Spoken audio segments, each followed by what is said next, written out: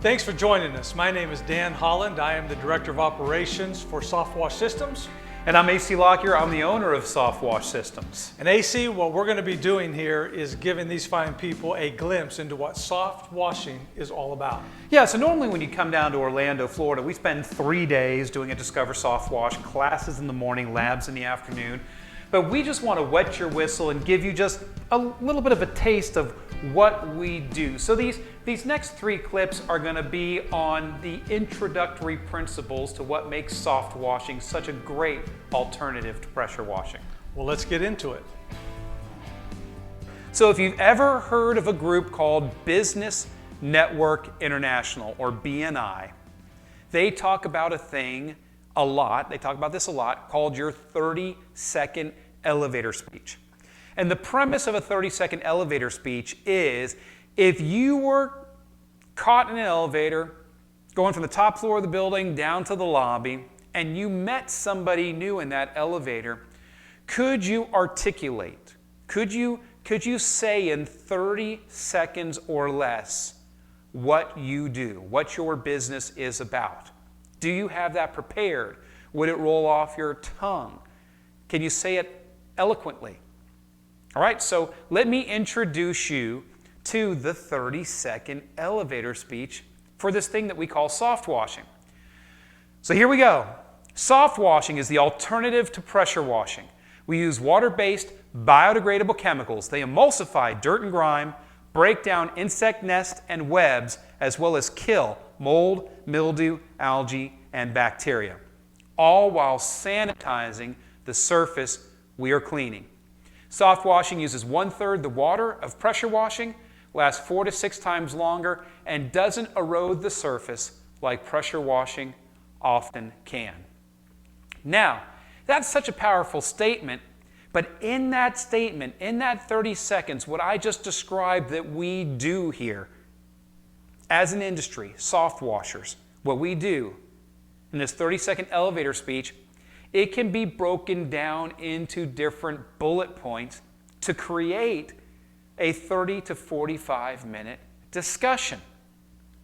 When you're out doing a quote with a customer, or doing a presentation, or possibly speaking at a convention, we're getting ready to give you that talk, that speech.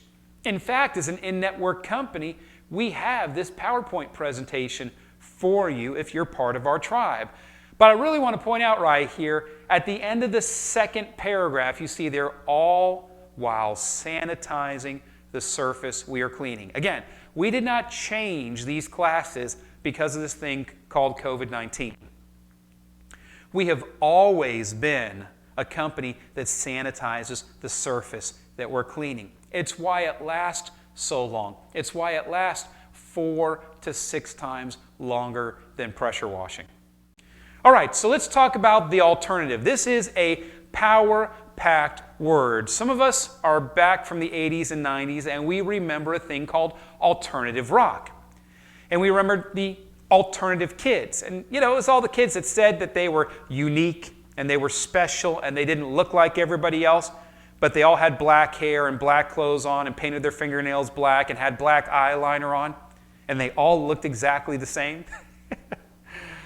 The bottom line is they said they're alternative. They like alternative music. Well, why did they grasp hold to that word alternative? Well, we all really like alternatives, especially here in the United States. If there's an alternative out there, if there's an alternative product out there, if there's a better way of doing things, if there's something new on the market, we're drawn to it like a moth to the light.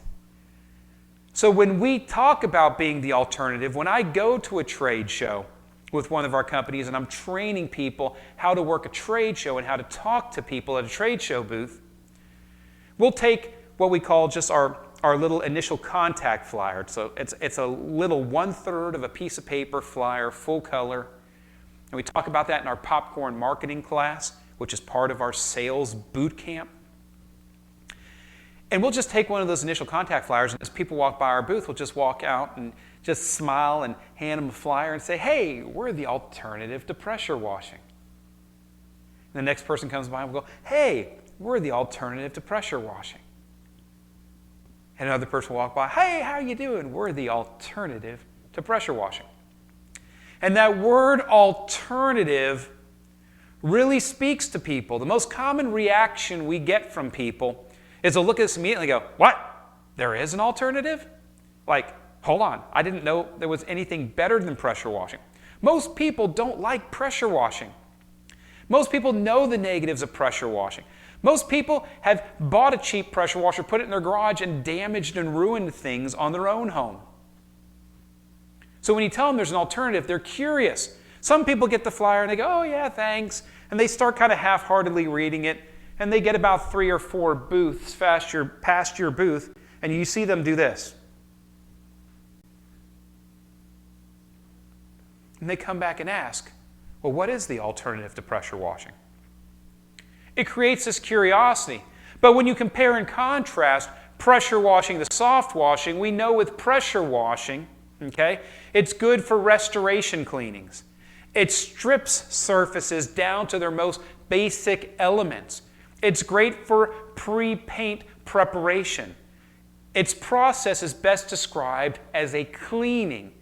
However, it often prunes or just spreads the bacterial fungal infection on the surface. Soft washing, however, is good for maintenance cleanings, restoration cleanings, maintenance cleanings. It protects coatings and surface detail.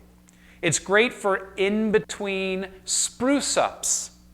It's a process best described as a, here's a phrase that pays, treatment. Treatment. Big word there. What would you pay more for? The car wash cleaning the leather seats on your car, or putting a leather seat treatment on your leather seats? Which one's going to cost more? Which one's going to give you better value? Okay? Process best described as a treatment, and it completely sanitizes the surface that's being treated. So you can see the positives and negatives of pressure washing, and you see the positives and negatives of soft washing. But you can see when you highlight and you stack those side by side, soft washing does give you an alternative to some of the negatives or weaknesses of pressure washing. All right, so I know we probably talked about this yesterday, but we have a surface here. Grass is growing. I'm a wonderful artist. If you didn't know, just pay attention. You're going to see how great I am. All right, so here's grass growing on our surface, right? I told you. It's great. Now, what does grass have? It's organic, right? So it has roots, right? Okay? So when you have a pressure washer and you pressure wash the surface, what does that do? It removes, this is your pressure washer. Yeah, I know, I'm making noise, it's weird, whatever. All right, so here's our surface now, right? It's clean. But what we didn't do is we didn't kill the roots. So with soft washing, we actually spray the application on. It actually goes in and it kills the roots, right? So it erases the roots. So now you have a clean surface, and it's going to take 4 to 6 times longer to repopulate that mold and mildew because it's a brand new surface. It doesn't have any roots to regrow. I know AC always talks about pruning a bush or mowing the grass. This is the same concept, right? It can grow back thicker and fuller when we actually don't kill the roots, right? When we prune it. So here's the problem. Power washing only strips the top away of the algae bloom.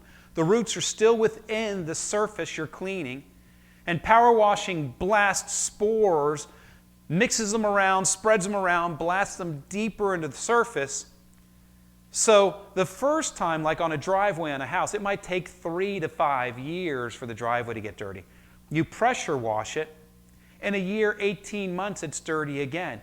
You pressure wash it again, in like 6 months, it's dirty again. You pressure wash it again, in like 3 to 5 months, it's dirty again. Why is that? Why is that? Okay?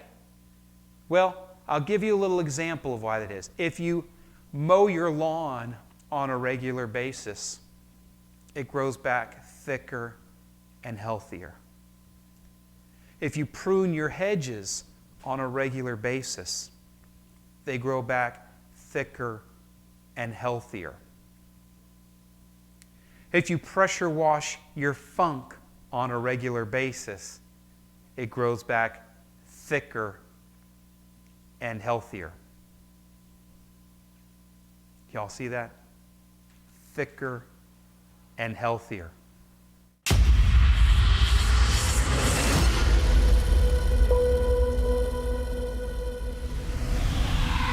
Hey everybody, Dan Holland with SoftWash Systems. I'm the Director of Operations for North America, and I have someone who in the SoftWash Systems world is famous or infamous. Infamous, yeah. But you've been, Jim Prom is with me today with Spray Away Soft Wash, and he is, he's been in the network. How long have you been in this network? Maybe Since 2012. Yeah, you're one of the original guys, really. Yeah. And the reason that I'm having a conversation with Jim is I want you guys to know that there are real people behind these companies who've had a multitude of life experiences. And first of all, tell us, well, I mentioned your name's Jim Prom, Spray Away Soft Wash, but you have other companies. Tell us where you live. Just give us a 2-minute sketch of how in the world did you get to Soft Wash? So I'm a general contractor. We live in Minnesota. Okay. Mankato is our primary market, so we're 80 miles south of Minneapolis, St. Paul. Okay. In 08 and 09, we had huge hailstorms come through, and like everybody got a brand new roof. But there were some roofs that were protected by trees, and they were covered with black stuff. So I'm like, I wonder what that is. So I started doing research, and I found this YouTube video of AC spraying a roof in 2009 or 2010. Okay. So just saw it. Oh, that's cool. Put it in the back of my mind. In 2011, I was in Florida running a friend of mine's installation company. I was his GM for a minute. So that's when the first SoftWash Palooza happened to be going on. So I'm like, I'm gonna go over and check that thing out. So I went over there for 3 days to the first SoftWash Palooza, and that's how I first found SoftWash Systems. So, but you've been a general contractor for your whole life? I've been doing construction since 1986. Okay, I've so had a my long own time. business for 20 years. So it's somewhat random, but then you realize you connected it with SoftWash, this video that you saw online. Did you jump in right away, or did it take you some time to investigate? How did the process work for you? So I knew right away that I was going to be part of this system. Okay. So for the first 3 SoftWash Paloozas I came to, people said, Jim, are you cleaning anything yet? No, I just love you guys. I love the network. I didn't have equipment. Okay. I wasn't cleaning anything. I was still building stuff. Okay. But I wanted to be part of it because I knew sometime in the future we'd be doing something with it. Okay. So 6 years ago, we bought our first used skid and started kind of very part-time, just kicking the tires a little bit. Wow. And then 3 years ago, we went really hard part-time at it. Okay. You know, because we were still doing construction, stuff like that. And then the last 2 years, we really went, you know, almost full-time in it. We're doing less and less construction work. Really? Yeah. So is it easier, harder? It's way easier. I always tell people, here's an example. I make this much in construction. I make this much in soft washing. Where should I apply my time? Yeah, true. So what would you say to people who are looking into SoftWash Systems or into soft washing? They Googled something online and they saw a video of AC on a roof somewhere. Yeah. What do you say to those people? It's the same message to every single person. Okay. No matter what their interest level is, I say go check out Discover SoftWash. Kick the tires, meet the people, see if it's for you. If it is, great. If it isn't, great. If you had to say the value of the SoftWash System network, because we're not a franchise, so people voluntarily become a part of the network and they voluntarily stay in the network. Now, we do require the continuing education units and stuff, primarily because otherwise you stop learning. What's the value of this? What are some things that stand out that are valued to you? Yeah, even since the very first beginning, I knew the tribe of people was something I wanted to be a part of. This, the way they treated each other, the respect, the love. Yeah. It's something you just want to be part of. If you get into the system, you're going to want to be around these people because they generally care about you and your business. They're not here to sell you something, make you spend a bunch of money. They just want you to reach your goals and dreams. Yeah. And if you can't afford anything, they'll say, hey, here's a drawing, build this, go clean something, come back when you can afford our equipment. And they'll help you out any way they can. That's really cool. That's one thing I've noticed over the past year and a half since I've been a part of SoftWash is people really are happy to help each other out.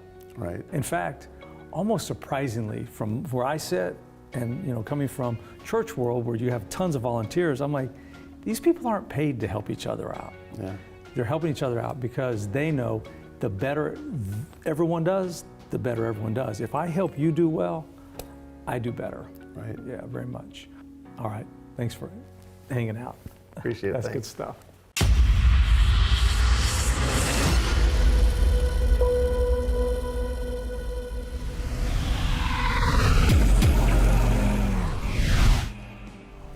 That was interesting. Yeah. That's what soft washing is all about.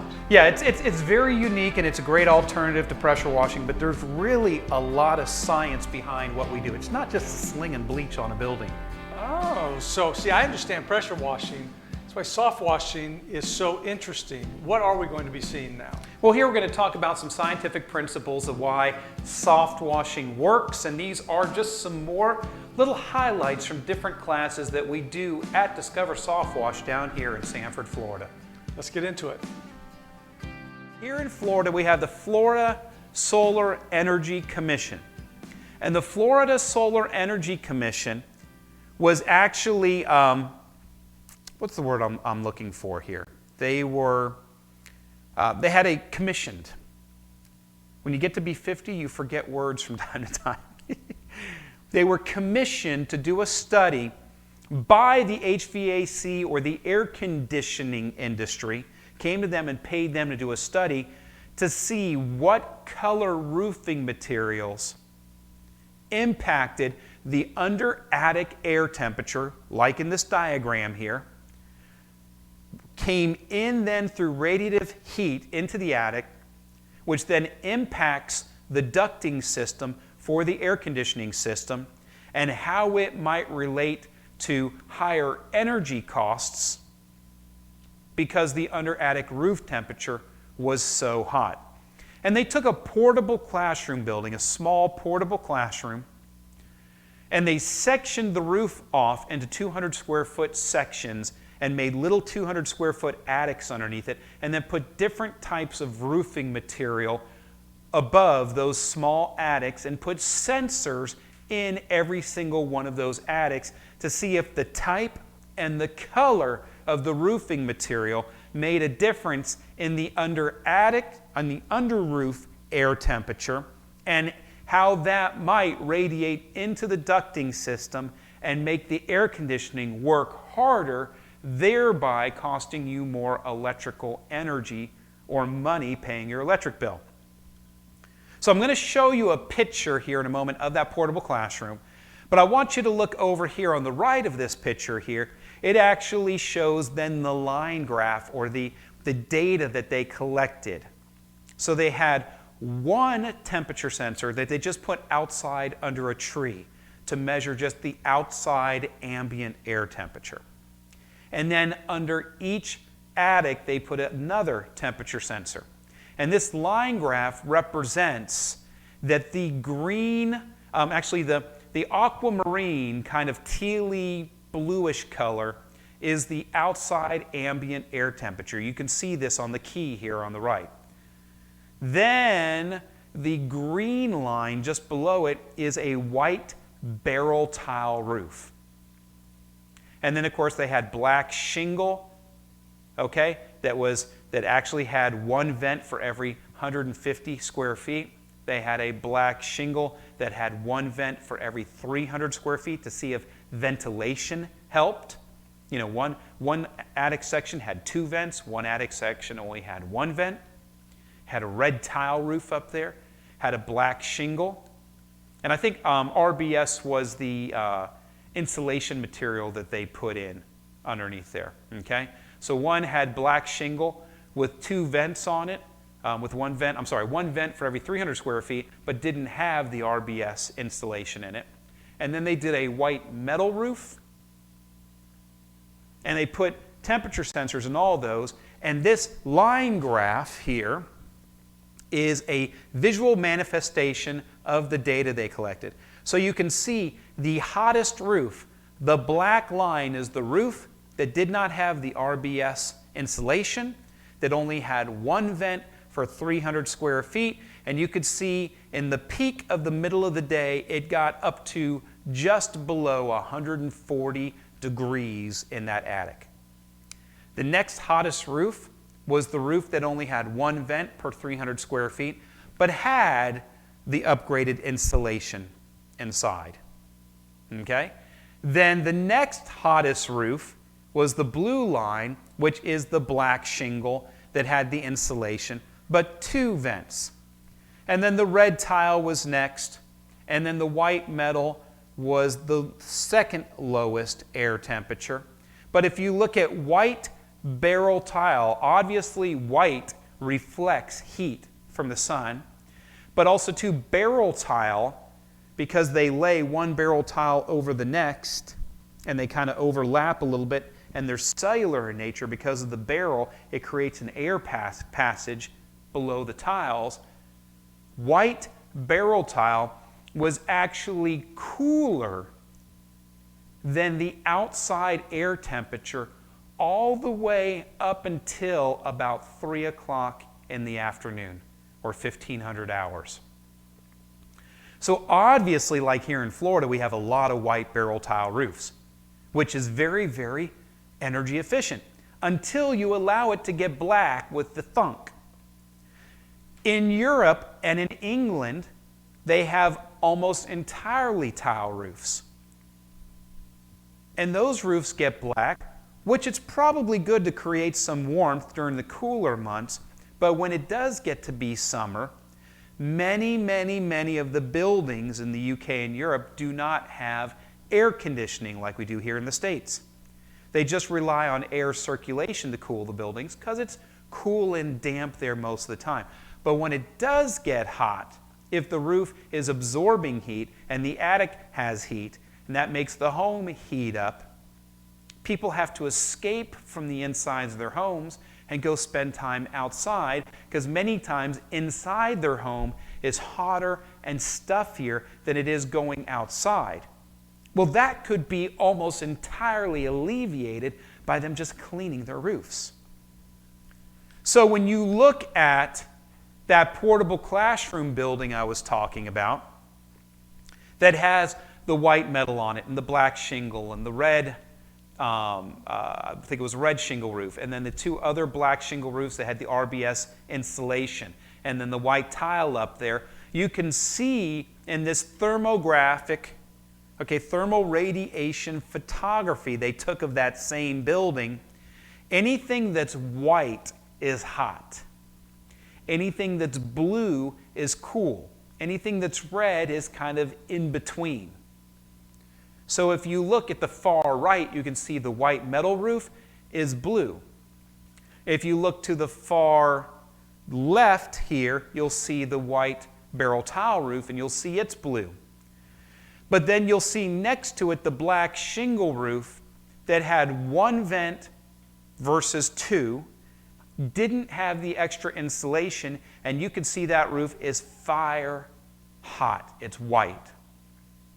So this is where all that data came from, and this is a visual manifestation of what that chart was telling us through a thermal photography picture. But we got a little bonus from this picture, because this was the HVAC air conditioning industry in the States commissioning a study through the Florida Solar Energy Commission to get this data. This was not SoftWash Systems. This was not the roof cleaning industry. But the roof cleaning industry got a freebie on this. Because if you look at the extreme left-hand side of this building, you'll see the section of the roof that they did not use as part of the study. It was just a regular tan shingle tan shingle roof, and they didn't do any other type of roofing up there, and there were no sensors there. It was only caught in this thermal photography picture. So we can make some assumptions here. If blue is cool and white is hot for all the test roofs, then blue would be cool and white would be hot and red would be medium on the part of the building that was not part of the test but got captured by the picture. So if you see on the extreme left there, you'll see where the window is for the bathroom of that portable classroom building. And you can see the window is showing a little bit of blue. Why is that? Because the building's probably air conditioned, and that cool is being sensed through the window. You can see that there's an electrical conduit or a plumbing conduit going up the side of the building on the regular picture. Below it, you can see that on the thermal picture.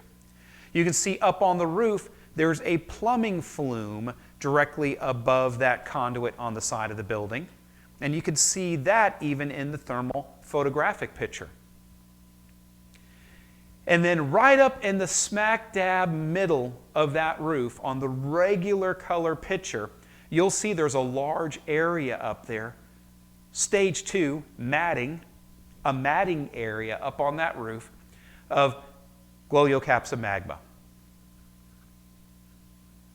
And it's black. And in the thermal photography picture just below it, what color is that black stain on the thermographic picture?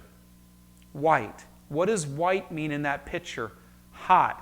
So in these pictures right here is scientific proof that algae, mold, mildew, lichens, bacteria, as they darken the roof and they grow on the roof, it causes the roof to heat up, which may cause roofing failure, but at least it is going to cause your home's electric bill to go up during the warmer months of the year when you're running that air conditioner, because the hotter your attic gets, the more radiation goes into the ducts, makes the air, when it comes out of the air conditioning unit in the house before it goes into the ducts, might be 60 degrees, but by the time it gets out of the ducts, it might be 68 or 72 because it's been influenced by that radiative heat coming through the attic. So let me go ahead and bring you over here to the dry erase board. We're going to talk about the 5 stages of infestation up on a roof. Okay, so let's jump over here to the whiteboard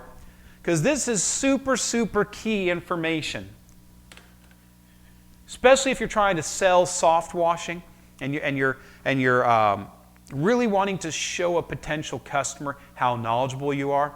If you talk about the 5 stages of decomposition, we're going to call this, okay? So let me get this in black. All right? So we call it the 5 stages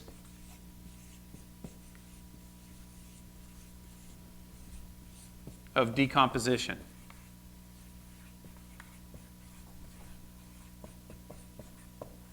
We got the 5 stages of decomposition, and so you're like, okay, see, well, what are those 5 stages? If I kind of do my chart here,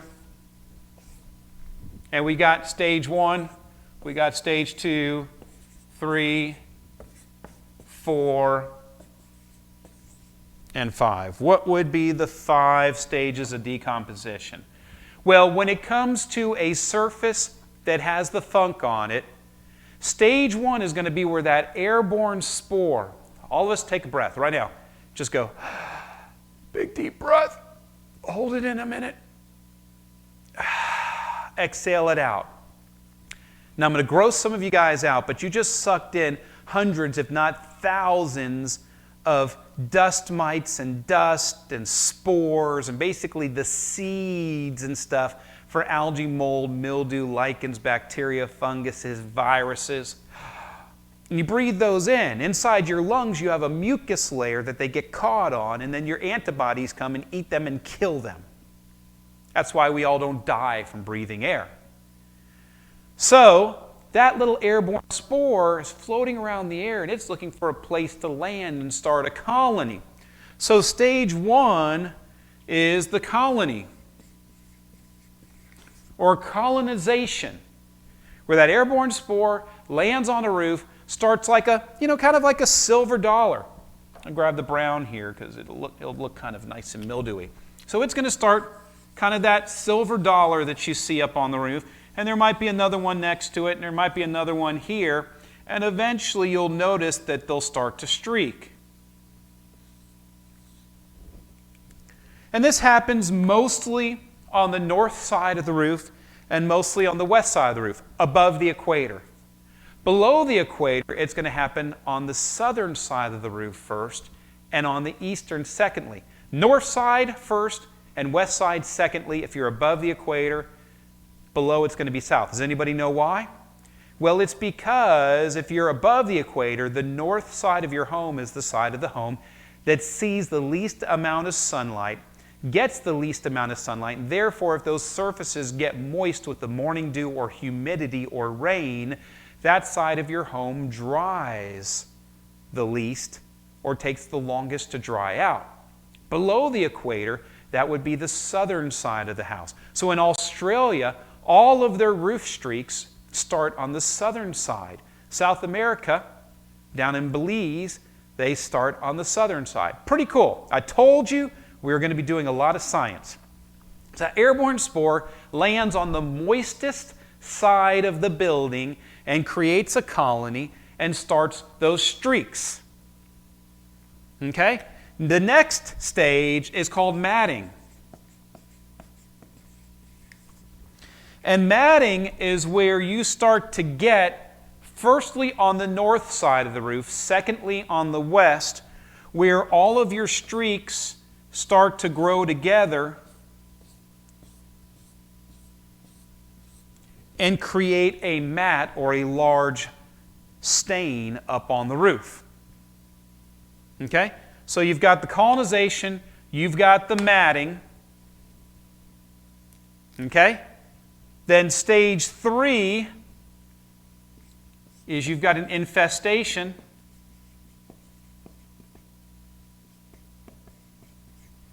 An infestation is where 3 of the 4 sides of the building, the north, the western side, and maybe a little bit now on the east side under that tree, is involved in some sort of algae, mold, mildew, lichens, or bacteria. This here, okay, is when you start seeing things show up like algae and fungus. Okay? This here is pretty much Gleocapsa-magma. This here is pretty much Gleocapsa-magma. But Gleocapsa-magma is getting the nutrient base going, getting the biofilm going up on the roof to make it a little more inhabitable for these guys. These guys have a little higher nutrient requirement, like me. I have a little higher nutrient requirement.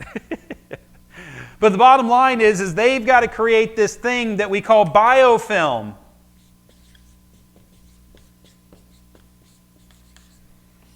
You need that biofilm to start to get enough moisture holding on the roof, nutrients holding on the roof, get the party going so that the algae and fungus shows up. And they're a little more aggressive with their filament root system. Then stage 4, okay, is impact. The roof is now being impacted, and that means that all 4 sides of the roof, all 4 sides of the home, of the building surface, is now fully involved in some sort of infestation. Okay? So now this is where you get the mosses and the lichens. And mosses and lichens are very, very, very destructive. Very destructive. Very intense filament root system. Much more aggressive filament root system. Okay? But they can't show up until you get the biofilm. So you get Gleocapsa-magma on the colonization, Gleocapsa-magma on the matting. And then Gleocapsa magma creates enough of a nutrient base for algae and funguses to show up when 3/4 of the roof all the way around is involved in some sort of staining on this infestation. The roof is impacted now. Some real decomposition is going on. So here is when you get real decomp. Over here, 1 through 3, we can kind of save the roof. Here, it's starting to get questionable. And then finally, stage 5 is destruction.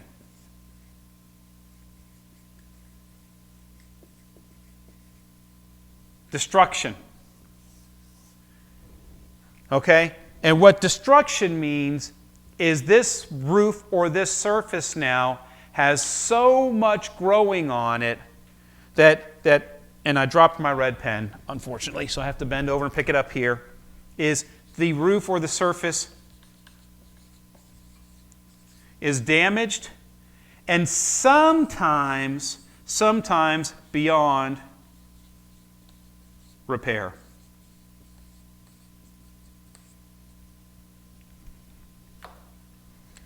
So we're not just looking at aesthetics here when it comes to soft washing a building. We're not just going to blow it off, especially when you get to stage 3 here. If you come in here with a pressure washer, if you come here at stage 3 of the pressure washer, not only are you removing the stain, but you're removing some building surface along with it. And how many times do people say, well, the roof doesn't need it yet here at colonization. It doesn't look that bad. And at matting, well, it's only on the north and west sides. I haven't looked up yet or noticed it. They start to call you around here at infestation. And if they delay at all, they're here and impacted, which at stage 4 or stage 5 is when you have to start questioning why you're even cleaning the roof or the surface at all. You're not at a cleaning anymore. You're going into a restoration. And possibly when you get done removing all the funk off the surface, there might be major repairs that need made. Or the finish on the building substrate or material has been removed by the funk. So you want to talk about something that makes you very authoritative. When you come to a customer and you go out and do an on-site inspection of their home and you come up and go, yeah, you've got a stage 3 infestation here. And they're like, really? What does that mean? Well, stage 1 is this, stage 2 is this, stage 3 where you're at is this. Good thing you called me now because stage 4 is where the surface or substrate really starts to get impacted by the algae, mold, mildew, lichens, bacteria, funguses, viruses.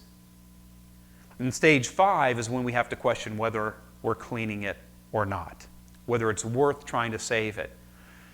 So you can see here that we're really dealing with a real monster growing on these surfaces, that pressure washing alone is not the answer. So let's talk about the chemical makeup of bleach. Bleach is sodium hypochlorite, ITE, not chloride like salt.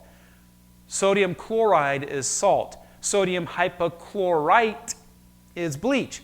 That might show up on the test. Okay? It is not chlorine. People call it liquid chlorine. It is not chlorine at all whatsoever. Chlorine is a gas, and it cannot be cooled into a liquid in Earth's atmosphere. So for that real quick, let's go ahead and jump on over here to the dry erase board and talk about the 3 stages of matter. So we all know, well, we may not all know, but let me kind of bring you back to middle school science class. We'll do the Scooby-Doo thing. Scooby, Scooby, Scooby, Scooby-Doo. Okay? And we're taking you back in time. Anybody remembers Wayne World? But if you remember back to middle school science class, junior high science class, maybe high school science class, you talked about the 3 stages of matter. Does anybody here know what the 3 stages of matter is? I'll listen real hard. Maybe I'll hear you. Yep, you're right. Solid, liquid, and gas. So in any element, you can have a solid, a liquid, and a gas. So when you look at matter on the earth, okay, so these are the three stages of matter.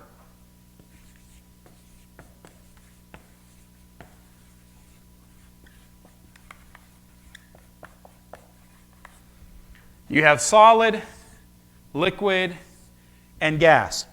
So if you take something like water, we all need water to survive. Everything has a little water in it. Okay, so water as a solid is what? It's ice. We know that. As a liquid, it's what? It's, if you take, it's just going to be water. No fancy name for it. Okay? And what we're going to do is this is the thing I want to do. Do this cross here. And we're talking about this. H2O. Hydrogen dioxide. So hydrogen dioxide is what I'm really talking about. As a solid, it's ice. As a liquid, it's water. And as a gas, it's what? Steam.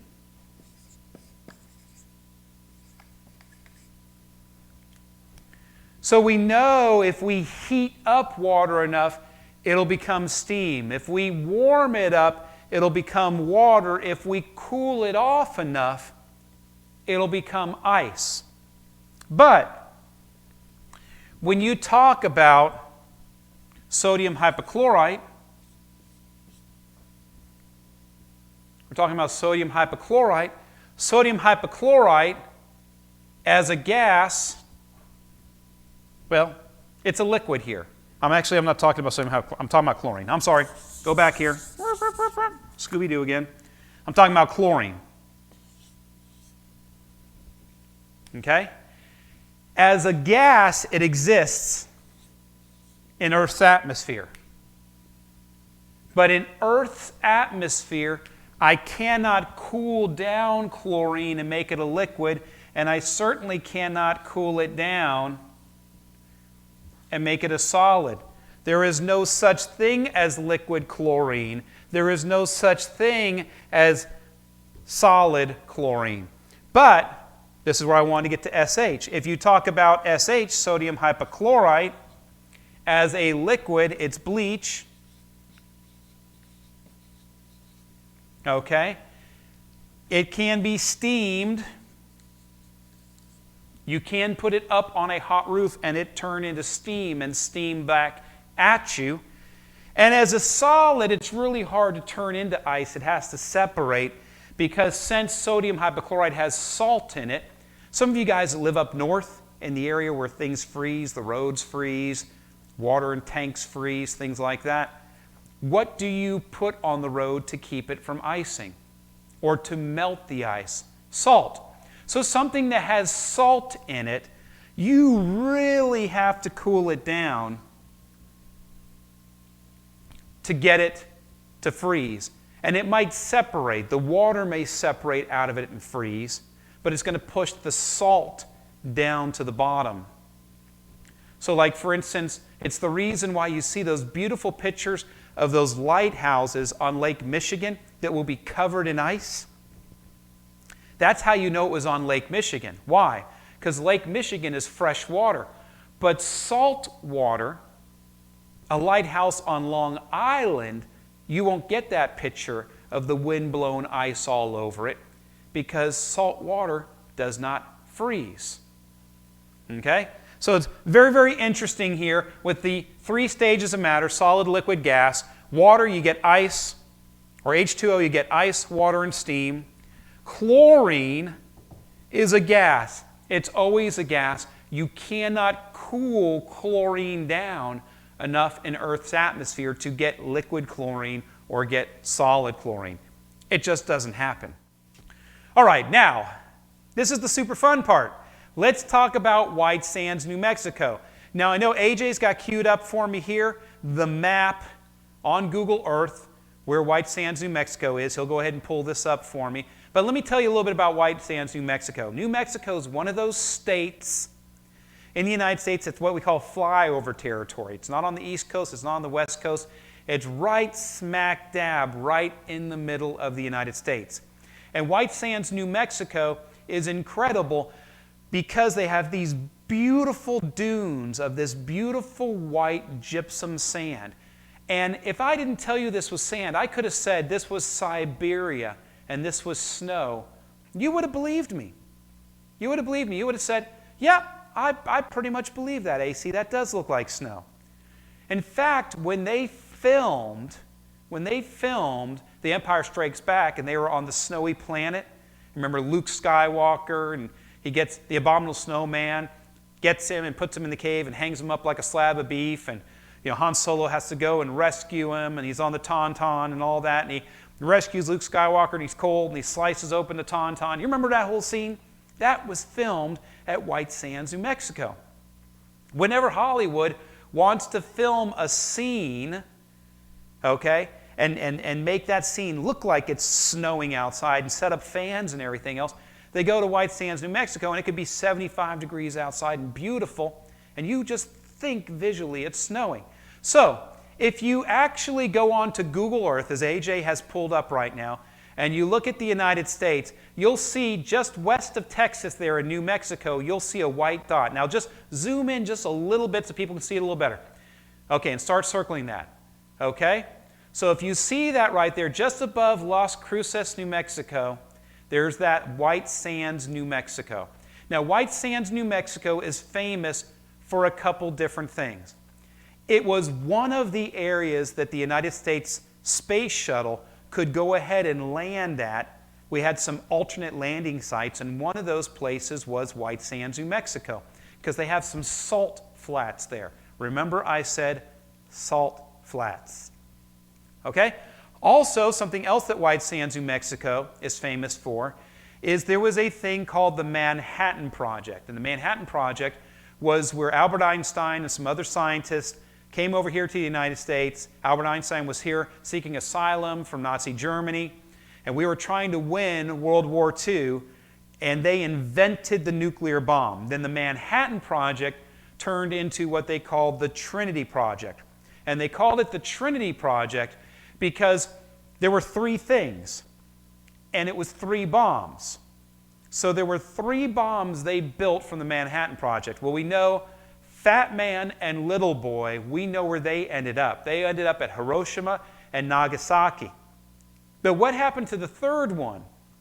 Well, White Sands, New Mexico happened to it. The very first nuclear bomb that was ever set off on this planet happened at the Holloman Air Force Base, or the White Sands Missile Grounds here at White Sands, New Mexico. They actually set off the first nuclear bomb. Then the second and third ones went to Japan. So that happened here. Very, very famous spot. So you can see it's this big white blob. Down at the south end of the white blob there is a little lake. Okay, and you can kind of see it right there. There's two mountain ranges. There's the Lincoln National Forest on the right-hand side, and then you've got on the left-hand side the San Andreas Mountains. So there's two mountain ranges. Normally when you have two mountain ranges, you have a nice little river that flows through there, and and there's water that flows through there. But this is a dead end. It's kind of like the Dead Sea, or also Salt Lake, Utah. You've got water that flows into here that doesn't go anywhere, so it gets mineralized and mineralized and mineralized over centuries and centuries and centuries. And the mineral that's in this lake is salt. Well, salt, through ionization, becomes sodium hypochlorite. So the reason why the white sands of White Sands, New Mexico are white is because up in these two mountain ranges are gypsum, and gypsum's kind of gray. And when it rains and there's snow melt, all that runs down, and that water and that gypsum fills up a lake called Lake Lucero. And that Lake Lucero has sodium hypochlorite in it. And when that gypsum lays in that bleach, the sodium hypochlorite, it bleaches the gypsum white. So let's go ahead and go to the next slide where we show them what happens, AJ. So these things happen, which is very, very cool. I kind of geek out about this stuff. For 2 years, I've had the tour during December because we go out and we stay in Rio Dosa, New Mexico every other year at a family condo that we have there. And White Sands is only about an hour away.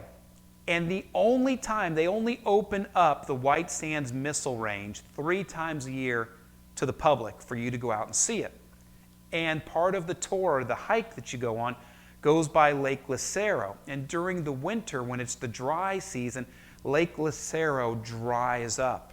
And when Lake Lucero dries up, very much like making rock candy. You know, rock candy, you take boiling water and you add sugar and you add sugar and you get the boiling water to the point of supersaturation where it won't accept any more sugar. And then as that boiling water cools, you take a wooden spoon and you hang some yarn off the wooden spoon into the water. And as the sugar gets pushed out of the water, it creates crystals up the yarn and makes rock candy. Same thing happens with Lake Lucero.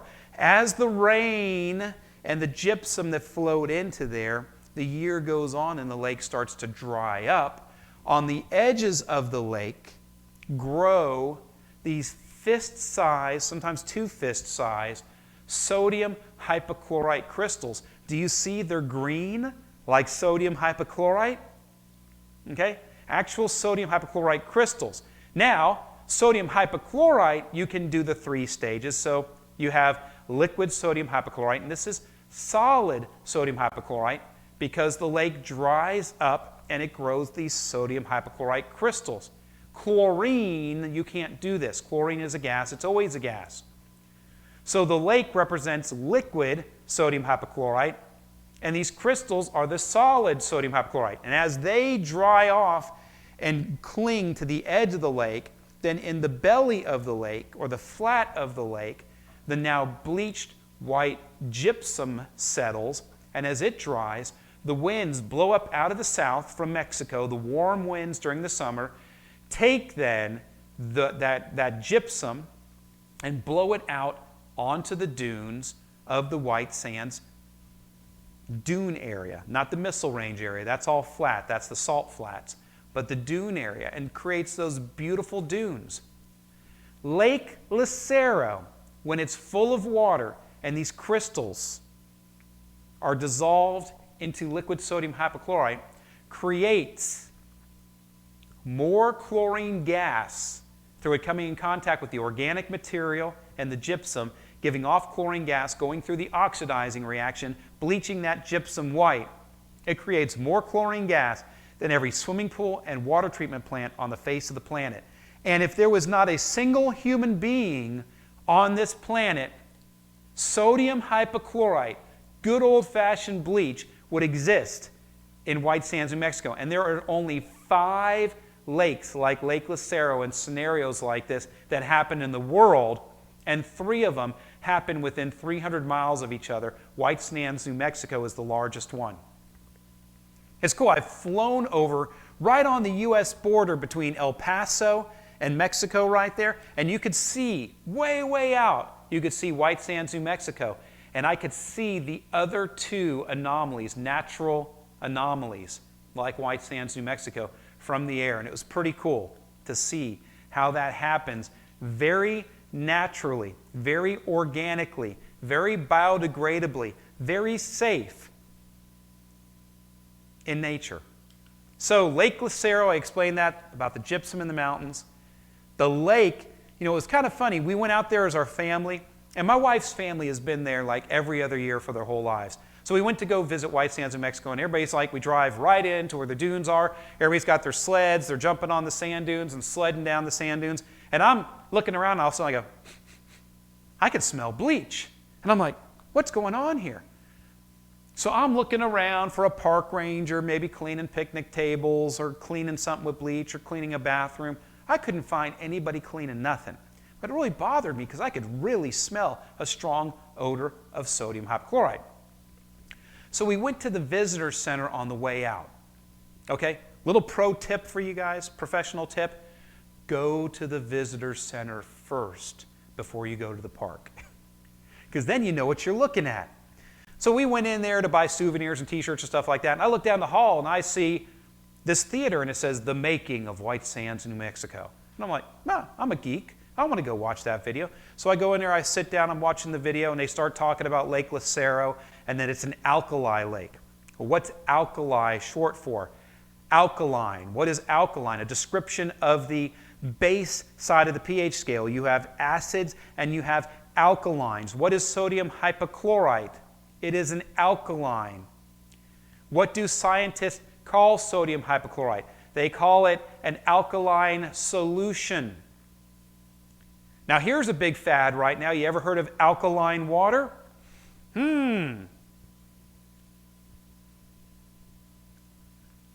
Would it be funny to find out that you're drinking diluted sodium hypochlorite? But the bottom line is then I'm like, alkali lake, hold on, what's going on here? Then they talked about the process of the gypsum coming out of the mountains and the lake filling up and the sodium hypochlorite crystals, and my jaw dropped. And I'm like, holy smokes, this is like the Holy Grail. This is what I've needed all of my life, all my professional career, to show people that bleach is safe and effective. It is naturally occurring. It is biodegradable. It's not the bad, evil stuff the internet makes it out to be. That's just fear-mongering. It's lies and paranoia because it's cheap and it's widely available.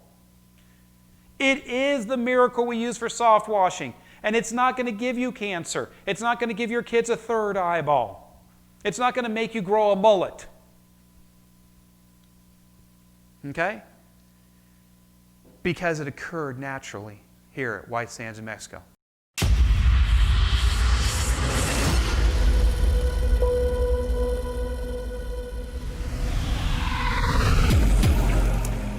Hey everybody, Dan Holland with SoftWash Systems. I am the Director of Operations for North America. And as you guys know, I've been meeting with SoftWash business owners because I'm curious not only about their stories, but I also want you guys to see that there's real people out there all over the country, in fact all over the world, who run these sorts of companies, and I want you to hear their story. So Jamie Bowe is with me today. So Jamie, I want you to introduce yourself, where you're from, the name of your company, and then we'll jump right into this. Okay, hi everyone, I'm Jamie Bowe. Our company is Extreme Clean Soft Wash. We're based in Prior Lake, Minnesota. And how long have you been doing soft wash? Soft washing we started in 2017. We went to our first Soft Wash-a-Palooza in January 2017. So this is 17, 18, 19. This is your fourth one? This will be our fourth one. Okay, so I asked you the question, your dad started business, a pressure washing business when, 1984, he started. He's always been the entrepreneur. Yeah. 1984, he started his mobile on-site power washing company that does heavy trucks, equipment, machinery, things like that. And he's the one that discovered soft washing. So tell me what happened when he discovered soft washing. Yeah, so I've worked with my dad since 2008, full-time, after I graduated, and he showed me, he was just Googling the web, and he came across AC's video where he's on the roof cleaning, and he looked to me and he's like, have you ever heard of the word soft wash, seen anything like this? And I said, it's gotta be fake. We don't hear about with the word soft washing in Minnesota. And so it really caught our curiosity, and we found it to be a perfect fit where we already knew the power washing knowledge, knew we shouldn't be doing it on residential homes. So this was going to be something that could probably help our business expand another service, and that's when we came down to 2017 SoftWash-a-Palooza, and we've been doing it ever since, full time. Soft washing in Minnesota is clearly not a full year season, so he stays back and takes care of that, and then when it comes to soft washing, my mom and I come down, learn all the knowledge, and then bring it back to him, and that's how our family dynamic kind of works really great, is feeding off each other and what we learn and do best together. That's cool. So that's interesting. Your season runs how long? 9 months maybe? About 5.5. Wait, seriously? 6. Yeah, we start up maybe in April. October can get a little sketchy depending on the weather. It can drop down to 40 degrees easily in October, so you can still make it work. Okay, so you've been doing this, let's see, 17, 18, 19, so this is going to be your fourth year. Correct. And has it been great? It has. Has that been work for you? Because you serve on the board of directors as well for Is this your second year This on will the be board? my second year on the board Okay. of the directors for SoftWash. Okay, so someone's looking into SoftWash Systems. The last question I have for you is, what do you say to them besides it isn't fake? Yeah, 'Cause it's that's so definitely good. not fake. I think no matter where you're at in business, and we see a lot of people with window cleaning companies or small family dynamics, and this is really a perfect fit for any small business that wants to get in. You get the education, you get the training, you have the network that's willing to help. A lot of other companies out there are just not as willing to help you. And so the support of this network, the technology that they provide, and the products that are all biodegradable and safe for the environment is something that fit our family and that we really wanted to do full time, go in with, and have become successful at it. So it can happen. You just gotta put your mind to it and implement. Yeah, I appreciate you taking time to Thank tell me you. about your company, and I'm glad we were found to not be fake. Yep, nope. That's the There big we go. thing. Yeah. Yeah, okay, thank you very much. Thank you, All Dan. right.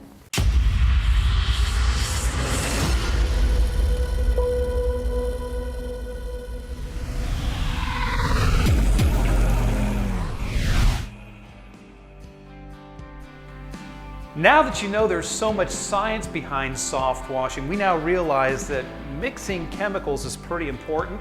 And soft washing is a chemical-based process, but you can blow things up if you don't do it right. So I was going to say, this is one of my favorite parts of the weekend when we get to spend all this time with the people that come down here, because mixing chemicals is easy. Mixing them correctly is absolutely essential. Yeah, there's a lot of power in chemistry, and people can make mistakes, but with our equipment, our blend technology, and the way that that mixes the chemicals for you and all the training and technology we have behind it, it really does make it easy. Well, let's watch these clips. All right, so we've already talked a little bit about the one batch method. So we know right here, we're gonna use a one batch tank. This tank is in measurements of 100 gallons. Why do we, for these examples, use 100 gallons? Because we all understand, we live in the United States, we understand, and some of us in the UK, even in the UK, the pound and the dollar are all broken down into 100 pieces. You know, we call them cents or pennies here in the United States. So we're used to making change. We're used to that simple math. So we're going to use all these examples. We're using a 100-gallon tank so that you can visualize how to make these batches. And we're going to display these at first in the one batch method so you can understand, even though you're turning the dials on one of our Blend 3D or Blend 6X systems, now you'll appreciate what those dials are actually accomplishing for you. And for all these examples, we're using liquid bleach known as sodium hypochlorite, ITE chlorite, not chloride, that's table salt. Sodium hypochlorite, bleach, pool shock. We're using this product for all these examples, and we're using 12.5% sodium hypochlorite. It's what they use for water treatment, swimming pools, things like that. Not the 5% bleach you buy off the shelf at a department store or a grocery store. Okay? All right, so in this particular example, the light blue section there is going to be our water. The dark blue section is going to represent the bleach that we're adding to the solution. And this green area up here at the top is going to represent the SoftWash Systems surfactants, detergents, additives that you're going to add to the mix. So you'll be able to see instructions here on the right in words and a visual representation on the left. All right, so let's talk about the good old-fashioned 1% soft washing solution. So if you're using 12.5% bleach, now some of you math majors are going to go, well, at 10 gallons, wouldn't that be 1.25%? Yes, but we're going to call it a 1%. We're going to round it down because when you put it in your tank and you drive around, it gets to be 2 or 3 days old sitting in your truck. It's going to degrade a little bit down to 10% sodium hypochlorite. So we're going to round the numbers down. So even though we're using 12.5, 10 gallons of liquid bleach in this 100-gallon tank, 100 ounces of green wash. All of our SoftWash Systems products start at a 1 ounce per gallon chemistry. TerraWash, 1 ounce per gallon. Final Wash, 1 ounce per gallon. Plant Wash, granular form, still we did it, 1 ounce per gallon. Makes it easy to train your employees. Your employees are never going to ask, hey, how much Restore do I put in water to treat that wood deck? Well, the starting measurement is what? 1 ounce per gallon. So everything has been chemically adjusted to work on 1 ounce per gallon. So in a 100-gallon tank, unless you have a special need and you want to make a special cocktail or you need to boost it up a little bit, your starting measurement is always 1 ounce per gallon. So you're going to see on all these examples, green wash is always going to be 100 ounces because it's a 100-gallon tank. All right? And then 90 gallons of water. So 10 gallons of bleach, 90 gallons of water, 100 ounces of green wash. And if this was a one-batch system, then you take your wand, stick it in the tank, turn it on, and agitate the tank. With blend technology, no agitation is needed because it pulls from the water tank, it pulls from the bleach tank, it pulls from the soap tank, and it blends them together in the system so by the time it hits your gun, they have been thoroughly mixed. Okay? So let's talk about making a 2% solution. Now, some of you guys are going to catch on real quick here, all right? Hey, 2%, 20 gallons of bleach, 100 ounces of green wash, and then your balance, see, because you increased the bleach, you lowered the water, your balance is now water, 80 gallons of water. So remember, even though we're using 12.5% bleach, this would make it roughly about a 2.5% solution. If you had brand spanking new bleach, we're going to round it down because your bleach does break down as you drive around, as it agitates, you know, all those types of things that are happening to it. It is going to degrade a little bit, so we're going to think that 10 gallons is going to make a 1%, 20 gallons is going to make a 2%. Now, the great thing about blend technology is if your bleach is really hot, you can make it less than a 1. If you got it fresh from the factory, it's 15%, you can turn it down. If it's a week or two old, you can turn it up. And that's the great thing about blend technology. But a 2% soft washing solution, and we'll talk about what you treat with each one of these, but we're trying to give you a baseline to appreciate what the blend head is doing for you. All right, here we go. I think you guys are probably going to have this down now. A 3% soft washing solution is 30 gallons of liquid bleach, 100 ounces of green wash, and 70 gallons of water. Okay, and then also too, when you look at it, 4%, we all know now. 40 gallons of liquid bleach, 100 gallons of green wash, 100 ounces, sorry, of green wash, and 60 gallons of water. So let's talk about why blending versus one batching. Okay, why are we comparing or contrasting those two?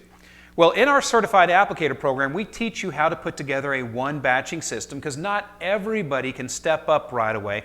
They don't have the funds, they possibly have to bootstrap their company along, and they can't afford to go out and buy a soft washing system that costs from as little as $10,000 up to as much as, depending on if you put all the bells and whistles and pure water systems and pressure washers and electric hose reels, as much as now $47,000 for a maxed out system in the back of a pickup truck. Okay, but this one batching system we're showing on the screen here is just a tank where you put in all of the chemicals, all the bleach, all the water, all of your surfactants or detergents, and then you agitate it in that tank and you spray it up on a building. So batching requires a higher understanding of math. Because if you have a 100-gallon tank, it's pretty easy to make a 1% soft washing solution. You put 10 gallons of bleach in there, you put 90 gallons of water, you put your surfactants in there, you've got a 1% soft washing SH, sodium hypochlorite, soft washing solution. But every tank needs to be consumed completely, or if you have, let's say you mixed a 100-gallon tank, you use 65 gallons of it to clean a roof, now you got 35 gallons of a 3% solution left in the tank. How much water do you need to put on top of that to dilute it down to a 1%? Or let's say you're cleaning wood, you need to dilute it down to a 2%. Or let's say you're at a 1%, you need to take it up to a 4% to clean a driveway. That math can drive you crazy. So introducing different soaps and chemicals can cause confusion. Or like when we talked about TerraWash in the introduction to the chemicals class, you don't want to use a degreaser or a detergent like TerraWash on a shingle roof because it's got asphalt in it. So let's say the last batch you mixed up for wood or for the exterior of a house, and you've got a detergent in there like TerraWash. Can you spray that on the roof? Well, all of these are tough problems if you're doing one batching out of a single tank with a single pump and a single reel. But listen, it's a great starting point. It's why we have a whole class in our Certified Applicator program on how to build a one batching system. Because we don't believe in debt. You know, some people can handle debt well. I don't. I don't like debt. So we want to be able to help you to be able to bootstrap along if you need to do that. But we want to tell you about the virtues of a piece of equipment like this, so if you can step up, you have the ability to do that, or you can maybe at least aspire to getting one of these systems down the road. We're not going to put the hooks in you trying to force you into a system like this right away. If it's practical and you can afford it, great. But if you need to one batch, that's good as well. All right, so blend technology allows for quick adjustment at the turn of a dial here. It's easy to train employees. It requires no measuring and no math. It gives you a continuous flow of soft washing solutions, where like with one batching, let's say you're cleaning a larger roof, you may have to stop, come down off the roof, refill your tank, agitate it, mix it, get it ready, and then go back up on the roof to keep cleaning that roof. Well, with blend technology like this here, you're not mixing any chemicals in a tank. The head does it all for you. So when you get up on a roof, you don't get back down off of that roof until you're done with it. The machine does all the mixing for you. So it gives you that continuous flow, and you can easily shift back and forth between different bleach percentages or different soap ounces per gallon, because not every surface is going to get the exact same mixture of bleach or soaps. We do treat different surfaces differently so that you're not whacking them all with the same 5-pound mallet, if you know what I mean. All right, so let's talk about some of the special hazards out there. So closet chemistry, it's a little phrase we use around here. Closet chemistry is the practice where contractors experiment with mixing chemicals together, completely unaware of the hazards or dangers of combining those incompatible chemicals. Okay? Though bleach itself is not a known cancer-causing chemical, and I warned about this a little bit yesterday, some of the compounds that are known to be cancer-causing compounds can be created when mixing some soaps with bleach. Okay, so that's why you need soap, you need surfactants, you need something to break through the biomass, the biofilm on the surface to get penetration of the bleach so the bleach can do its job. But you've got to pick the right products that are compatible with bleach. All right? Because you do not want to create any harmful byproducts like chloramines, halotherms. There's different gases, mustard gases, things like that. I mean, just last year, I'm trying to remember what restaurant chain it was, but a restaurant worker at a restaurant, it was big news, mixed bleach and a soap that had ammonia in it together, and the gases in the kitchen overcame that restaurant worker, and the restaurant worker asphyxiated and died. So this isn't just, oh, wow, that was nasty. You know, in some cases, it could kill you. In some cases, if you got overwhelmed by fumes on a roof and you weren't using the proper safety equipment, you could pass out and fall off the roof and die. So these are really important things that we're getting ready to go over here so that you can safely go out and enter that SoftWash revolution, and hopefully you'll join the SoftWash revolution with SoftWash Systems. All right, so here's a real real popular product that people like to mix in with bleach and water for soft washing.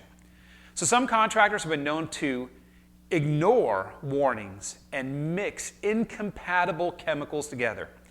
Extreme care should be taken to ensure that chemical compatibility is checked and label instructions are followed. Remember, I talked about OSHA 1910. That's the updated OSHA law that came into existence about 4 years ago. They have very specific subchapters in OSHA 1910 about that it is illegal to use a product that's not in accordance with its labeled instructions. So right here on this bottle of Dawn dishwashing detergent, we've circled it in red, it says, do not add bleach. Do not add bleach. Now some of you are saying, hey, but I've read online you can use laundry soaps. And laundry soaps obviously are made to use with bleach. That's actually a gigantic mistake.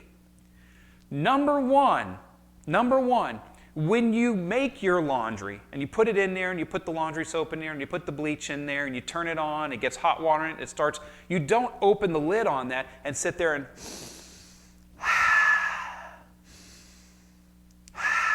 over the top of your laundry. Okay, your exposure to laundry detergents and bleach is highly minimized because it has a lid. It has a switch on the lid that doesn't allow it to work unless the lid is closed. So saying that using something like Tide or Gain along with bleach must be safe because they're all made for the laundry industry is completely a fallacy.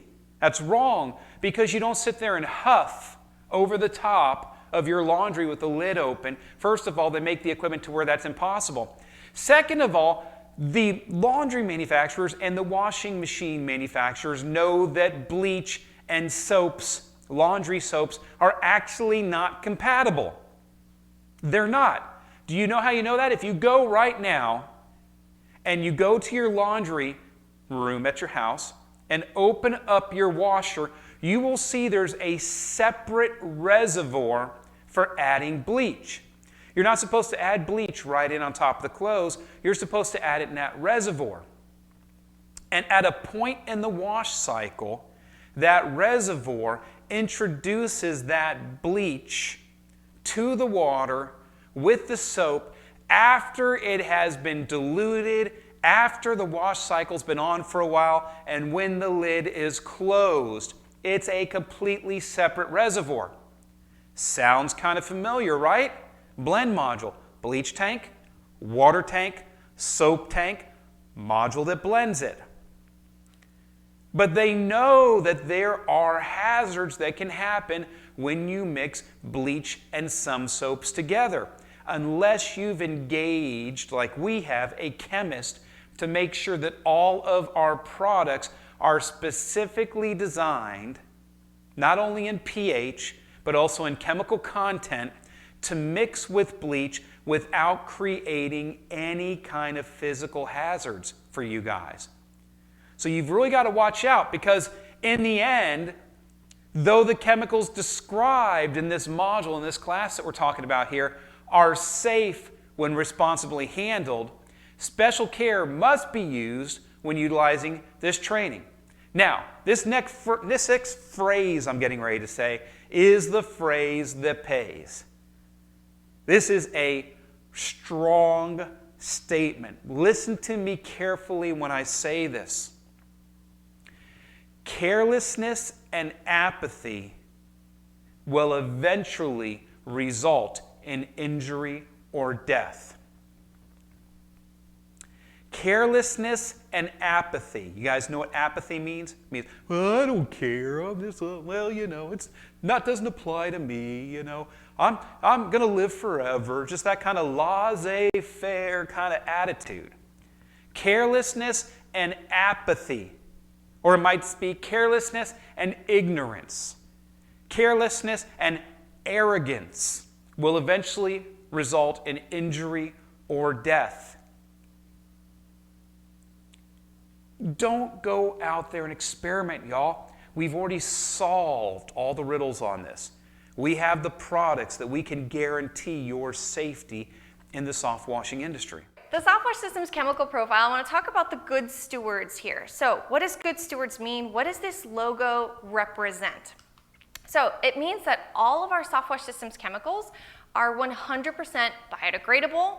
They ship non-hazardous, they're water-based, they have low VOC, they're bleach stable, and they have no harmful byproducts. So all of our SoftWash Systems chemicals actually meet this steward. This logo can actually be used in your marketing if you agree to our 50-point standard, which says I am using SoftWash Systems chemicals. After you're a certified applicator, we're going to talk about that next class in depth. So if you have any questions on that, just write them to the side, and next class, I guarantee I'll answer them. All right, so here are all of our chemicals. It's in a complete line, and we're going to talk about each different chemical today and what they do.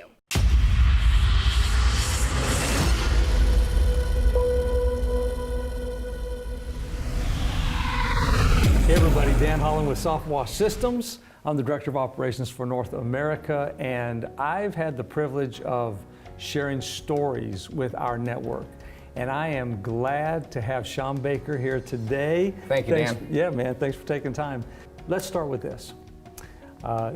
Tell us who you are, name of your company, where you are located right now. Okay. And we'll go from there. My name is Sean Baker. I own Baker SoftWash. We're in Mooresville, North Carolina. It's about 15 minutes north of Charlotte, so we service all of that area. So how long have you been in the business, SoftWash business? 2 years. We're beginning our third year this year. How did you find SoftWash? I mean, you're in North Carolina. What were you doing but prior to that? Okay, so I worked for Freightliner, the truck manufacturing plant, so I used to build semi-trucks. Okay. They laid us all off. So then I kind of floundered around for 2 years trying to find something. I was like, man, I got to do something. I have a family, I have a wife and 3 kids, and I have to support them. That's my why. I got to go every day because of them, right? Okay. So I'm like, man, I got to do something. So I started mowing lawns, trimming bushes, doing whatever I could, and a lady in my neighborhood says, hey, can you wash my house? Yeah, sure, I can wash your house. YouTube, how do I wash a house, right? And I found some not so savory videos to teach you how to wash a house. Okay. And I kind of listened to some of them a little bit and did the whole, mixing chemicals that you're not supposed to mix together because I didn't know, I didn't know what I didn't know. Right.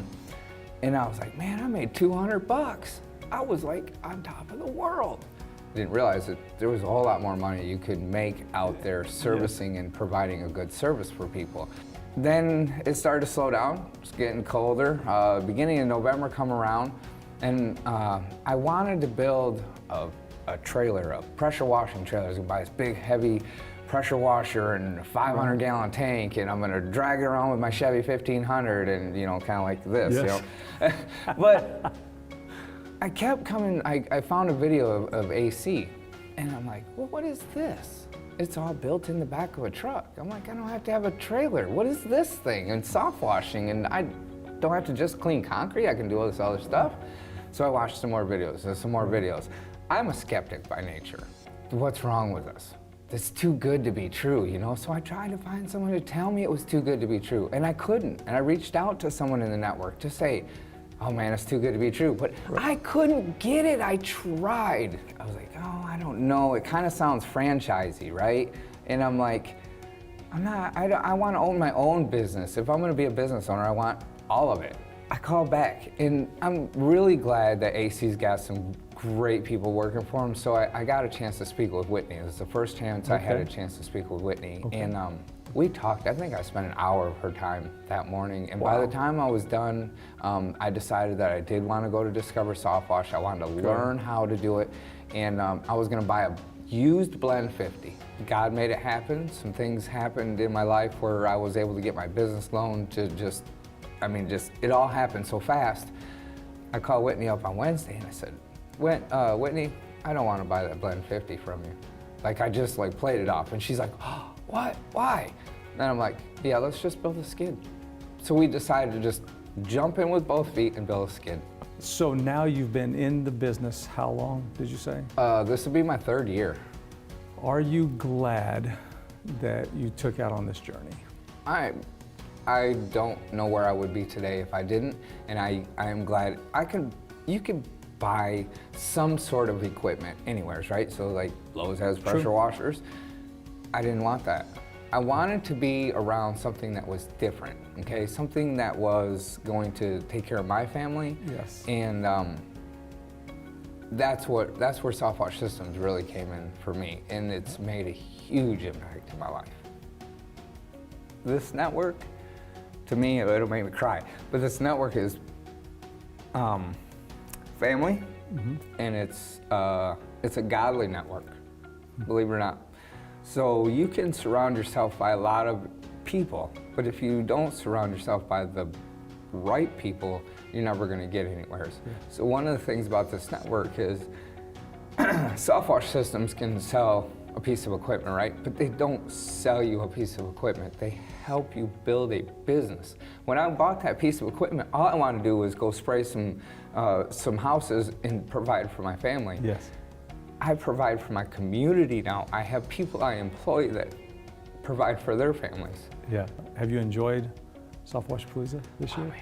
It's every year. So every year I'm like, my first year coming was right after I bought my skid, and I said, I can't afford it. I'm not gonna be able to go to this thing. Yeah. And Jim Prom got on there and he called me. He says, we talked about it. He says, how bad do you want it? Well, I want it really bad. I want to get there. So I went to my first SoftWash Palooza 3 years ago. I went last year to the box. I wasn't going to miss it, and then again this year, right down to the last minute, I was not going to miss this thing because there's so much business acumen that you get here. Yes. I mean, all the other industry events, you learn how to clean, you learn how to take care of different surfaces and substrates and everything else. Yes. This is where you learn to build your business. You learn how to implement systems, learn how to talk to people. I mean, there's just so much. You can't put a price on SoftWash Palooza. This is great stuff. That's amazing. I really appreciate it. Thanks. No, man, I love that you're part of this network and you're influencing I wouldn't be anywhere else. Yeah. Thank you, man. Thank you.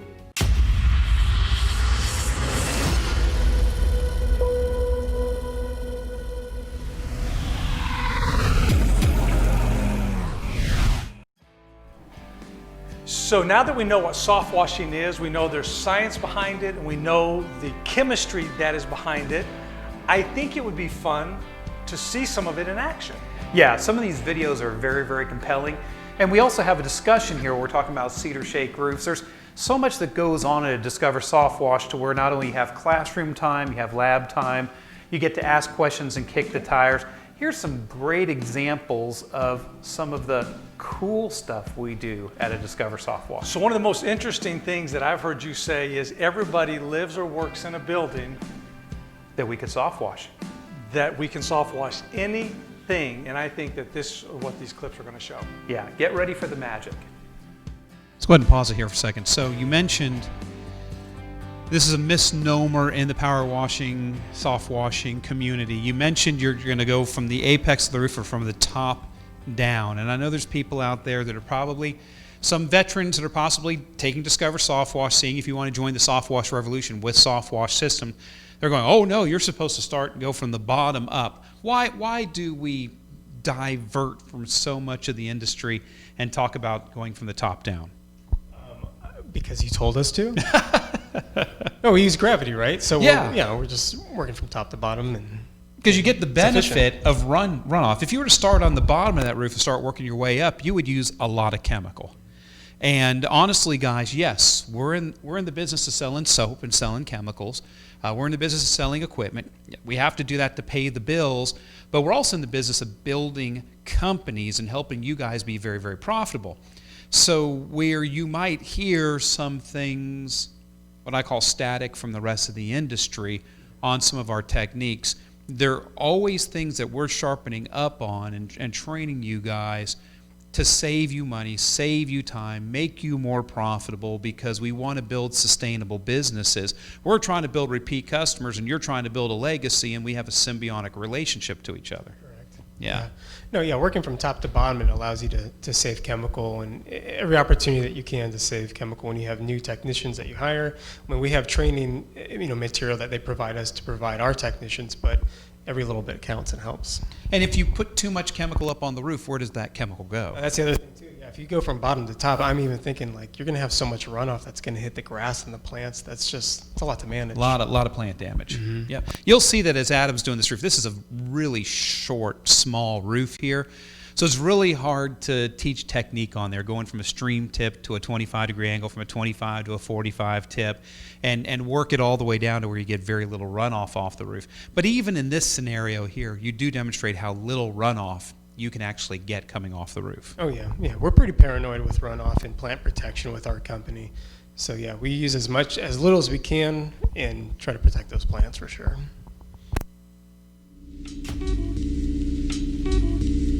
These are just a collection of some time lapses of other homes that we've done.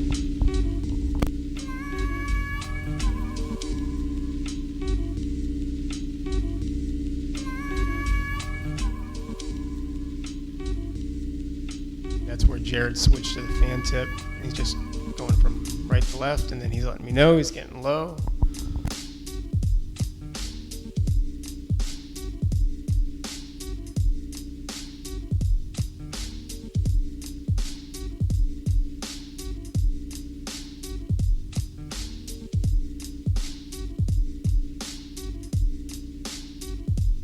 You can see where it starts changing colors before it starts running down off of the top.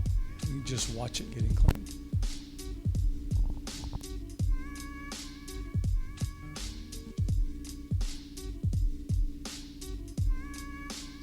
We'll probably move the ladder back just one more time to do touch-ups, but we try to be really good about not moving the ladder too much because that'll tire you out, especially in the summertime.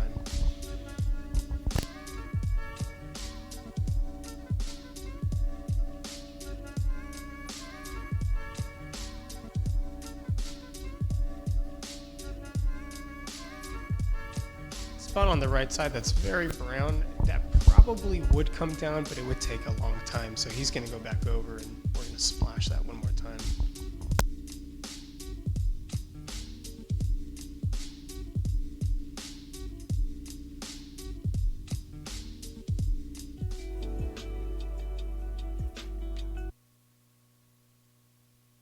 All right, so we got a really good question here.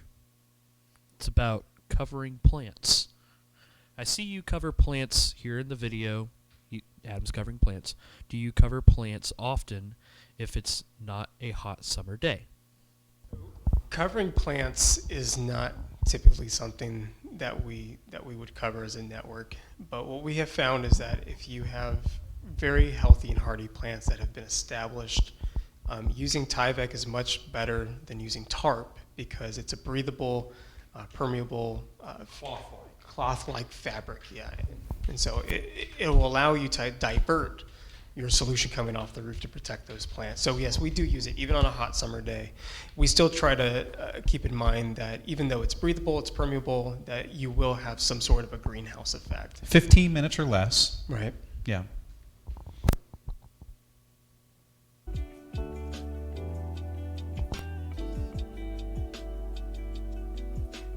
You guys can see the power of this, the pump. I mean, we're shooting pretty high right there. That's a high one-story home.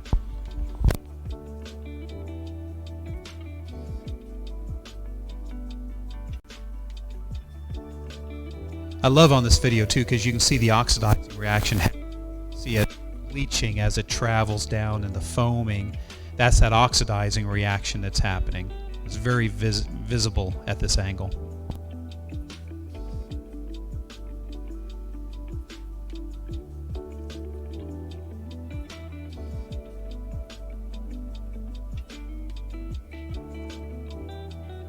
Yeah, you didn't make much of a difference at all there.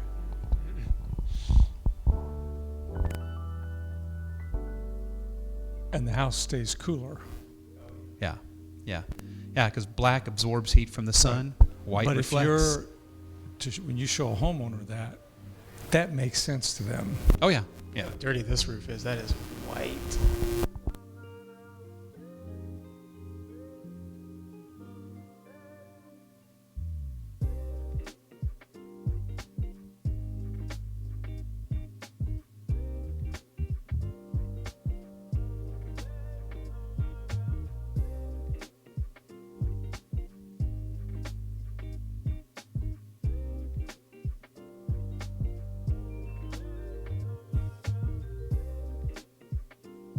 I'll So we point- talked about this on the first day on the Science and Technology of SoftWash. You guys can see now how much more reflective that roof gets once you clean it, and how that's going to help on the under the attic air temperature, and how it's going to influence the cooling costs on the home. That's real. I mean, I this just want is to a point out dark something roof. too here underneath the chimney that's coming up. You could see where there was obviously some sort of copper flashing or something there on the edge of the chimney that was creating a runoff clean spot down below the chimney. So there on that clean spot running down below the chimney, it wasn't foaming up because there wasn't as much organic material. Ah, there you go. Yeah, good catch. Because the zinc oxide from the galvanized flashing poisons the algae, so it didn't foam there because there wasn't any algae there.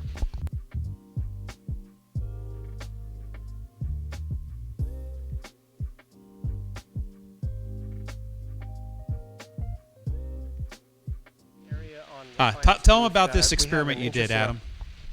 So at that home that we were cleaning, that little ancillary building, they on their main roof of their home, they were getting the whole roof replaced. And so the homeowner said, well, hey, why don't you go ahead, if you want to clean it, you can. And I said, well, yeah, actually, I've got an idea. Why don't we go ahead and show what it looks like if we spray the roof in strips, one at 1% all the way down to 5% using the blend module. And so, yeah, that's what we did. You've got 1% on the right. Yeah, it's going to go from the right side. And actually, that in front of us is 2%, and then to the left of that is 3%. I think I explained it in the video. Oh, but yeah. you already did, okay. Opportunity here. They're getting this whole roof replaced, and we're going to be able to do what we did here, which was just show you the varying strength of our solution from strongest all the way down to the least. So this guy right here, this is at 5%. This is at 4%. This is at 3%. And right here, you can barely see it. That's 2%. And you can't see it at all. This is 1% right here, right next to it. So you see here that this is what you're going to get at each strength. Now the soap is at 2 ounces per gallon. And what I want to show you here, if we go back over to the 4 and the 5%, is you probably thought to yourself, wow, they kind of look the same, right? So this can be a great training tool for your employees where you explain that even though you can go to 5%, that doesn't necessarily mean that you should. So I would stick to 4% for this roof. For all roofs, no, but just for this roof, so just stick with 4%, and after that, you start to get diminishing results. So that's all. We just wanted to just kind of show you here what it looks like at 5, 4, 3, 2, and then 1. And we get that question all the time, Adam. Really, it's pretty interesting that people are like, well, why doesn't, it's kind of like in Spinal Tap when they ask why the amp doesn't go to 11, you know? Why do you only go to a 5 on your blend module? And, you know, and we just tell them because above that, a 6, a 7, an 8, you know, a 50-50 mix, you know, 60-40 mix, a 70-30 mix doesn't clean any better. And really at that point, you're putting the chemical on so hot that you're going to cause damaging, bubbling in paint, stripping the powder coating off of gutters, stuff like that. So we set this up. You can see in that picture better, the 1%. You can see it did change the color. But if you're cleaning vinyl siding and it's got mostly just green algae on it, a 1% is going to be fine. But a 1% is not going to work on a shingle roof. This is also a good example here for downstreaming. So when you look at a downstream injector on a pressure washer, why can't a downstream injector on a pressure washer work for cleaning roofs? Well, the reason is there's 2 different types of downstream injectors on pressure washers, a 10-to-1 ratio and a 20-to-1 ratio. That means for every 20 gallons of water that flows across that injector, it only picks up 1 gallon of whatever product. So if you put 12.5% pool bleach in a 5-gallon bucket and take a 20-to-1 injector and put that hose in there, you're only going to get 1/2 of 1%, 1/2 of that first line strength coming out of that injector. The 1%, the first line, is what you would get if you took a 5-gallon bucket of pool bleach and hooked it up to a 10-to-1 injector. You get that 1%. Now, if you went and you got an X-Jet, which is basically a downstream injector, instead of it being mounted onto the pressure washer, it's mounted onto the gun at the end. And some of you guys are on here right now are pressure washers, and you know this. An X-Jet is going to be a 5-to-1 injector, so that's going to get you that 2% stripe on a roof and almost start changing the color of the roof. But you would have to get up and pressure wash the rest of that roof off.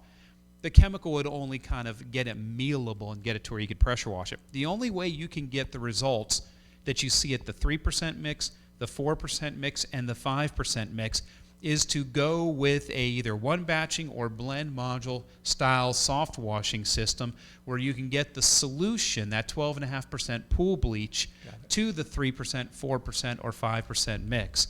So all of y'all that are asking why you can't just take a regular pressure washer and take one of those little plastic tubes and drop it in your bucket of solution is because the best you could do on a shingle roof there would be that 2% mix. So while you were talking, Adam I'll was... explain myself. Okay, but I could tell on his face he completely gets it. He's like, that's such simple math. I can't even believe he's having to explain this. Look, we're pretty smart, and but that stuff, like, these guys make this so simple that even people like Lindsay and myself, who are good over here, but the mechanically and all that stuff, we don't. They make it so simple. Dial it, set it, forget it, and then it gets clean. But it's You don't even have interesting to know, though. You didn't have a heritage. You just jumped right into soft washing. Correct, You didn't have a pressure washing background. Correct. Many of the people that come to us have a pressure washing background, so they're like, well, why can't I just use my downstream injector? Well, you could if you could buy 30% bleach on the market, but they don't make that. They only make 12.5% bleach. Right. So you can't start with a strong enough base to get these types of results with a downstream injector. And that's why your eyes started to glaze over. You're like, what's a... And then I went to X-Jet, and I saw you just kind of giggle. I went, you don't even know what an X-Jet is. But it's a great selling point, too, when we talk to our clients and we educate them that we have the ability to dial in. Because if we were just running around with 50-50 batch mixes, because it cleans everything real quick, the problem is that we're hoping that, like, 3 out of 10 people don't call us back to complain about their dead plants. So we're counting on that, and so we don't do that at all. Just dial it in so we don't kill anything. See, there's math and science behind the way the machines are set. Yes. A lot of math and science. And most of us don't want to know all that. Honestly, we don't. And some of us geek out on it. Got a good question here in front of us. Okay, what is it? I've got a 27-year-old cedar shake roof we're set up to do. The restore would be good for this, of course, but would 2 to 3 applications be better to actually restore the cedar shake? Ooh, so, okay, so Good question. this is a great question because it's a process question. So with a cedar shake roof that old, you're going to have moss and lichen on it. What you're going to need to do is with probably a 3 on your toner 12 or your bleach dial, and probably your green wash on a 1 and your Terra wash on a 1. Okay. You're going to need to treat this roof, soak it down really good, and then walk away from it for 2 weeks. Then you're going to come back in 2 weeks and you're going to use your water-fed pole, your extension pole, with the gold brush on it here. And you're going to brush off now what will be the dead, chafed, like crust, lichens and mosses up on that roof. You're going to brush those off, and then because you treated the roof 2 weeks ago, you can probably get up on this roof and walk it if you needed to. You need to use your safety equipment, okay? Or if it's too steep for you to walk on and you're uncomfortable with that, brush the whole roof, get all the stuff off of it, and then come back with a 2 on your toner 12, 1 on your green wash, 1 on your Terra wash, and treat the entire roof again. Let it rain, come back in 2 weeks, and then you need to come out and go ahead and apply Restore to the roof. If it's a 28-year-old roof, you're going to need to go ahead and probably put the Restore on at 3 ounces per gallon. So that's a number 3 on your soap dial with your Restore. But before you put it on there, take your rinse pump and get the whole roof wet. Because believe it or not, Restore soaks into wood better if the wood is a little wet. Not like soaking wet, just kind of like you soak the whole roof down, let it dry for about 20 minutes so that it's soaking into moist wood, because Restore wicks into moist wood better than it does dry wood. And it won't be a blotchy effect. You'll get a much more consistent effect. Now, this is going to take you 3 trips. Then once you're done, then the homeowner can hire a roofing company to get up there and replace any split, curling, or WDO'd, wood-destroyed, organismed, or rotted shakes up on the roof. Yep. And those will end up being a lot golder and a lot prettier than the rest of the roof. So at that point, it would be advisable for the customer to possibly stain the roof. Or if they don't mind that, that's kind of some of the patina. You have some new shakes, you have some old shakes. Sure.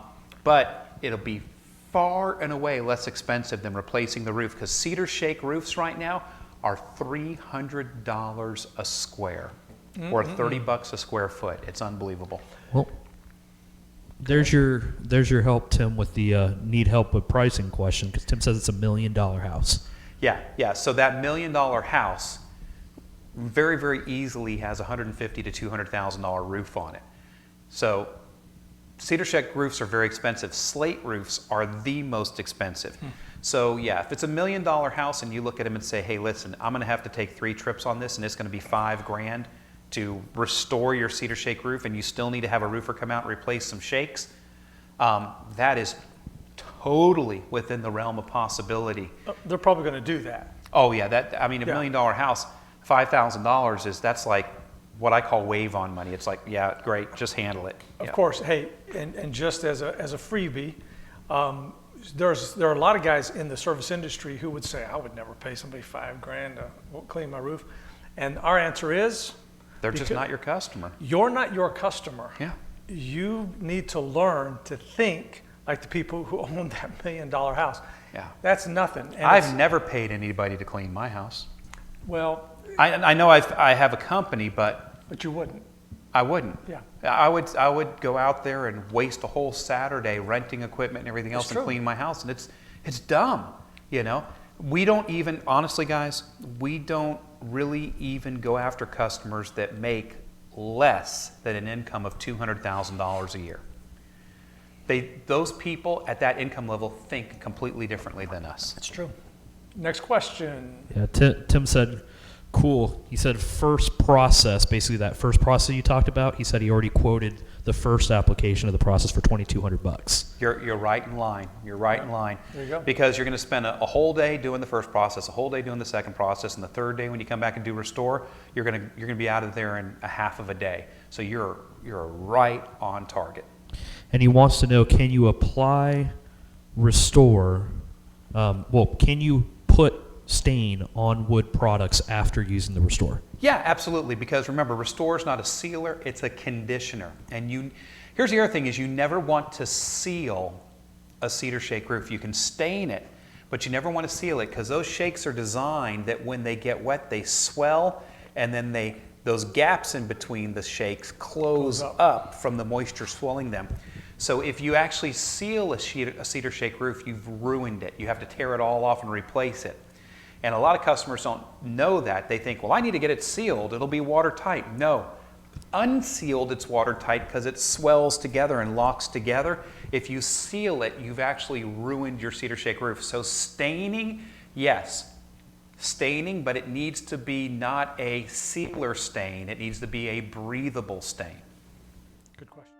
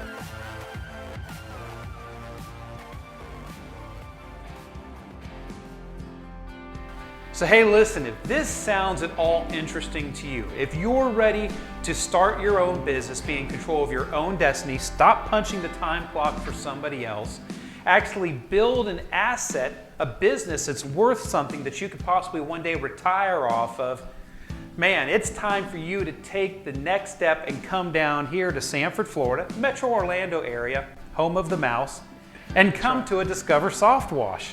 Well, you know, what we do here, AC, is we are a business incubator. Yeah. We not only have the equipment, the chemicals, we have the marketing team behind this, but these people can walk away owning their own business. How do you find out more? Yeah, so what you want to do is in this post here, social media post, we've got a link that you can click on that will take you to our Discover SoftWash page where you can sign up to come to a Discover SoftWash. Hey, listen, if you want to get into this business, Dan, don't go out and spend a lot of money. Come down here to Orlando, Florida, spend a little bit of money. I mean, this three-day camp costs a little bit of money, but what it will do, it'll give you the decision-making power that you need to make an informative decision before you enter this business of soft washing. Excellent. And prepare you to start building something of significance. So if they just click on this link, they can get more information. You can certainly call us at SoftWash Systems in Sanford, Florida. It's been fun to hang out with you. We'll see you guys soon.